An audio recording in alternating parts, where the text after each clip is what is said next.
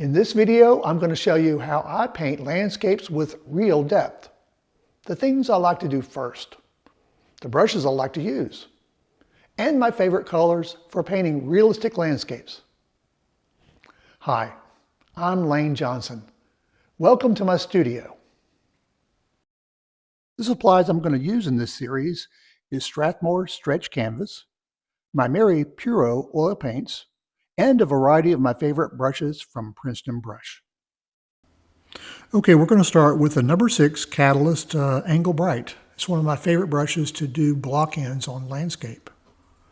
We're starting here with the thing furthest away in the landscape, which are these background hills. And so you're going to have some atmospheric perspective involved on this, which typically means a bluer cast to it. And this is the base color I'm starting with. I probably will add more nuances to these hills, but you got to start somewhere, and this is the block end, so I'm using this color. Let's speed this up a little bit. I'm blending this using the color cerulean blue, Mars brown, and a little bit of ultramarine, of course, white. At the top of these hills, I'm going to be making them lighter because they're going back further. So we're employing the concept of aerial perspective, and we're slowly covering up the imprimatur. I'm going to add a little bit of chrome oxide green in here as we come forward in the foreground. We're going to start seeing more color. Not a lot though. So we define these edges around these middle ground trees.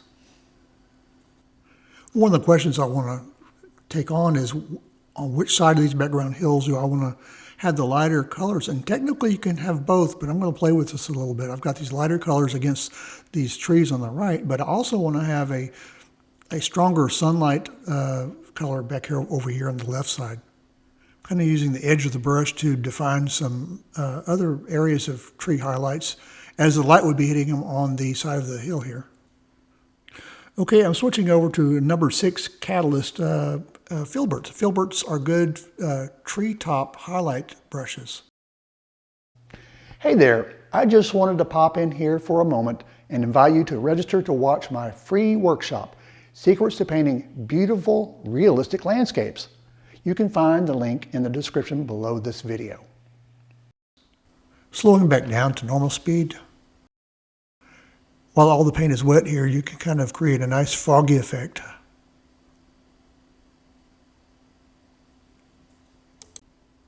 One thing I want to make sure that I do here is basically not detail this background too much. I don't want to draw attention to something that's in the background when other things in the foreground need the attention.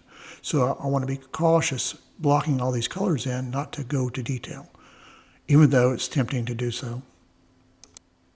Besides, you can gauge what you'll need later on by completing the rest of the landscape portion. Once the other areas are blocked in, you can decide if you want to add more detail in the background. Let's see, let's change angles a little bit here. And you kind of see I'm working around these foreground, well, really middle ground trees and bushes. But I'm liking the way this is looking. I'm going to blend these a little bit with this filbert. Okay, let's work on the trees here. I've got a number 4 Velvet Touch round. It's just perfect for doing details. I've already blocked in the basic portions of these trees. The colors are the dark colors. I generally always start with dark colors on the trees, overpainting the underpainting. But one of the first things I do after I first block in the masses is go around the perimeter with some atmospheric leaf textures. Let's speed this up a little bit. Switching over to a number 3 Catalyst Angle Bright. Kind of softly developing the edges of these trees. They'll help keep a tree looking more dimensional as the form goes around the top of the tree. What I don't want is a very hard, dark contour here. I want atmospherics. So this brush is working really good for that. Switching over to a number 8 Velvet Touch round brush. After getting the area of the middle ground blocked in with the darker values, I'm coming in here with the greens. This has got some chromium oxide green with a little bit of brown mixed into it to keep it toned down. And the white is tinting it to keep it not so bright. This brush is good for this particular operation of blocking in. It gives the impression of detail instead of just so much exact detail.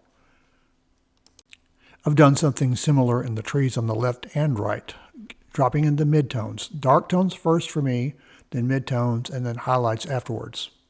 Back to a number 3 Catalyst Angle Bright. I'm softly working these edges on this left side tree. Again, atmospheric kind of grayish greens are being used here. Let's speed this up a bit. I'm trying really hard to keep this tonal. Again, not such a hard edge contour. That'll keep these middle ground trees, atmospheric, like they're further in the background than something that might be up close. Indication of details is important. Going back to a number 8, Velvet Touch Round. This is a nice muted green, same kind of color I blended before. I want these greens to be atmospheric, as I said before, and one of the ways to do that is get some white into it, but not a lot, and let the green do the work. You can always add your highlights after this and make it stronger if you want to, but this is the reason why I always go from darks to midtones to lights. Again, not detail, just give the impression of detail. They're still important to get the masses correct. Let's mix some highlight greens. Using some cadmium yellow light and a little bit of the chromium oxide green, tempering it a little bit with some of the burnt sienna, and of course white. We're going to keep the highlights a little bit brighter, not too bright. When I paint foliage, I typically will do it this way, but I will go back and forth with highlights, midtones, and darks to shape the foliage. I'm going to go to a number 4 Velvet Touch Round. These really are details. I'm doing that, again, out of guilty pleasure. I want to paint a few details. You got to be careful about doing this at this stage, but, don't go overboard on it. Going back to a number 8 Velvet Touch Round. I'm painting, these are sycamores. The leaves of a sycamore are large, really large, and these are young ones that are around water a little bit. So the color is just like this. They're a brighter green color. As it gets later in the summer, they'll get more dingy. They are not so bright. But at this time of the year, they're pretty bright. This is just block in, so who knows, maybe later I'll come back in and tone them down. We'll see. Okay, I'm going to block in some cactus with a number 2 short filbert, the Imperial. This is again that nice chromium oxide green mixture. You can mix it with white to get kind of a cooler green. To some of the on the cactus, the way the petals, the way they turn, you'll get different colors of green. And this one's it's the number 2. It's pretty small, but it works really good to create cactus. Again, filberts are good for cactus. Filberts are good for clouds. Filberts are good for lots of things. As you can see, I've already laid in a bunch of the grass. Again, the impression of detail, not real detail. And I'm working on these paddles. They're called paddles or pads of a cactus. And they have different color greens. They're not just one color. Cactus are kind of fun to paint. They're very different depending on what part of the country you're in. In West Texas, they have cactus that are purple. But these are just regular old prickly pear cactus that we have here in Texas. Again, depending on how close you are in your landscape, you might not see the detail that you would see of a cactus that's in the foreground, where you'll see the cactus needles, the pin, the pattern of the pin, so to speak, and then of course the actual needles. Okay, I'm using a number 4 short dagger. It's the aspen line. What I'm working on here is, I call it bear grass. Some people think it's yucca. I don't know exactly, but they're sharp. So this dagger is really, really good to get these particular pointy things. I don't know what you call them. But Like I said, it's a fun brush to paint with. Let's go a little faster. Okay, we've got the bulk of the canvas covered. The imprimatur is covered up, so this part of the painting is complete. We still have more details to do, but basically this stage of the painting is complete. Believe it or not, there's still lots of things to do. There's some adjustments to make, and there's some final details. There's still some wildflowers to paint, but not just yet. That's next time. Wow, that was a lot of fun.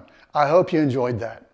As you can see, the underpainting is now completely covered, and I was able to create a landscape using several tools and techniques. I was able to guide the viewer into the scene using some leading lines, and I created some drama by contrasting lights and darks. And of course, I used atmospheric perspective to create believable depth from the middle ground to the background. But the painting's not finished. In the next video, I'm going to show you my secrets on how to finish a painting. Thanks for joining me in my studio. If you enjoyed this video, you'll also probably enjoy watching the videos I've linked on the screen. Be sure to click subscribe so you don't miss any future videos. If you're ready for more in-depth lessons, consider enrolling on one of my online courses where I teach classical painting techniques for landscape painters. You can find all my classes at laynejohnson.com or click on the link in the description below.